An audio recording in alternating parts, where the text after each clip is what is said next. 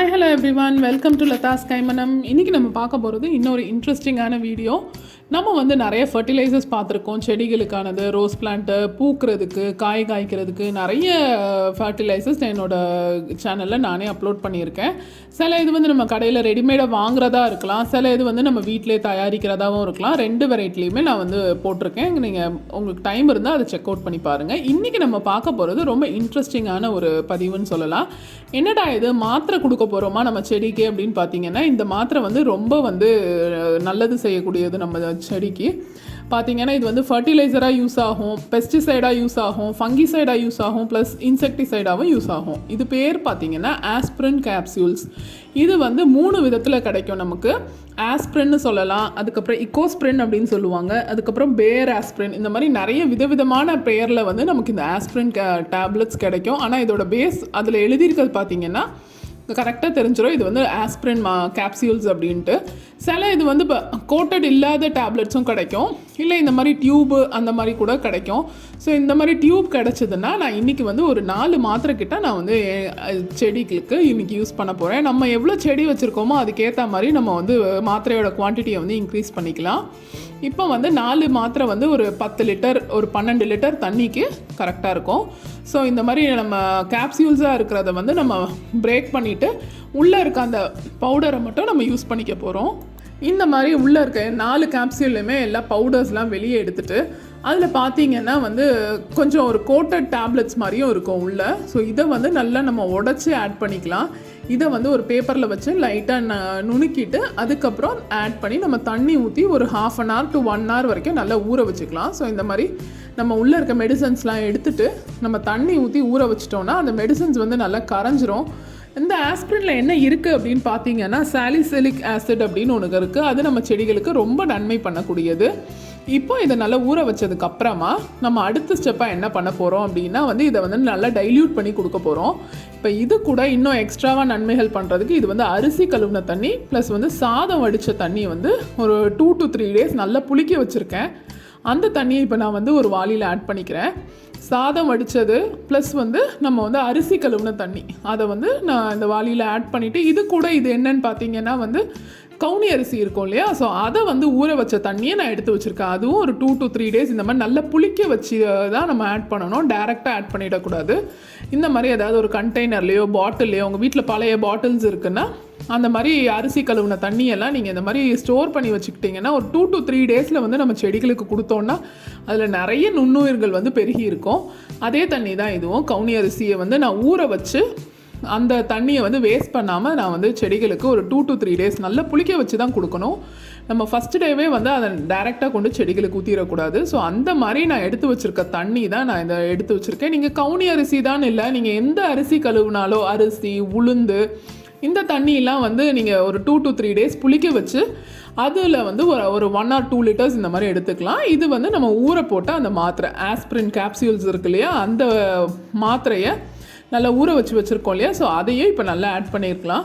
இந்த மாதிரி கொஞ்சம் பவுடர் அந்த கோட்டட் மெடிசன் மேலே இருக்க அந்த கோட்டிங் வந்து நமக்கு வந்து நல்ல அதை ஆட் பண்ணாமல் ஜஸ்ட் அந்த பவுடராக ஆனது மட்டும் நல்லா கரைஞ்சிருக்கும் தண்ணியில். ஸோ அந்த மாதிரி நம்ம பார்த்து ஆட் பண்ணிக்கலாம்.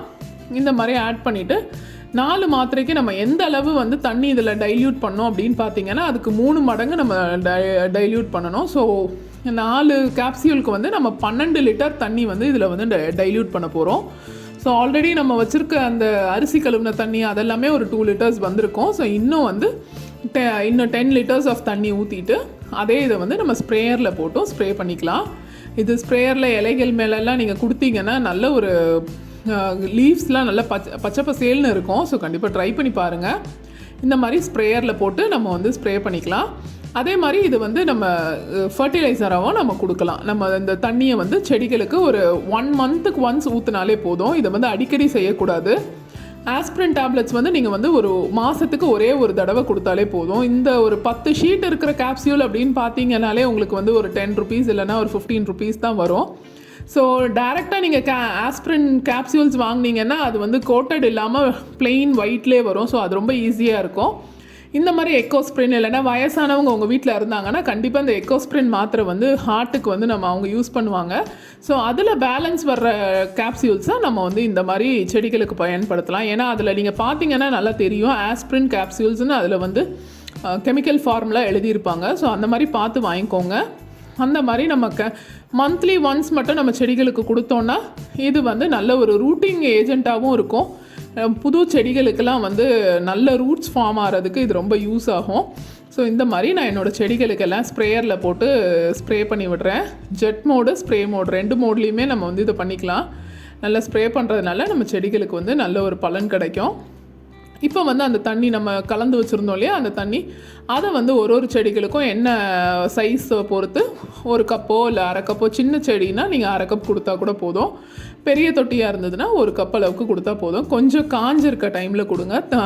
எப்போவும் சொல்கிறது தான், மண் வந்து கொஞ்சம் நல்லா காஞ்சிருக்கணும். நம்ம எந்த ஒரு ஃபர்டிலைசரோ இல்லைனா எந்த ஒரு ஃபீட் கொடுத்தாலும் அந்த மண் வந்து கொஞ்சம் காஞ்ச பிறகு நம்ம கொடுத்தா தான் அந்த செடி வந்து அதை உடனே அதை எடுத்துக்கும்.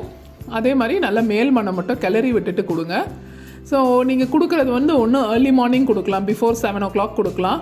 இல்லைன்னா வந்து ஆஃப்டர் 6 PM ஈவினிங் வந்து வெயில் தாழ்ந்த பிறகு ஆஃப்டர் 6 PM இந்த ஃபர்டிலைசரை வந்து நீங்கள் கொடுக்கலாம். மந்த்லி ஒன்ஸ் கொடுத்தாலே போதும்.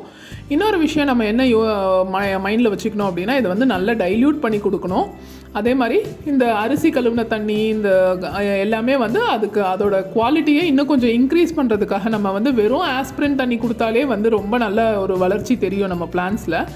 அது கூட இந்த அரிசி கழுவுன தண்ணி அதெல்லாம் சேர்த்து கொடுக்கும்போது இன்னும் கொஞ்சம் உங்களுக்கு வந்து நல்ல ஒரு ரிசல்ட் கிடைக்கும்.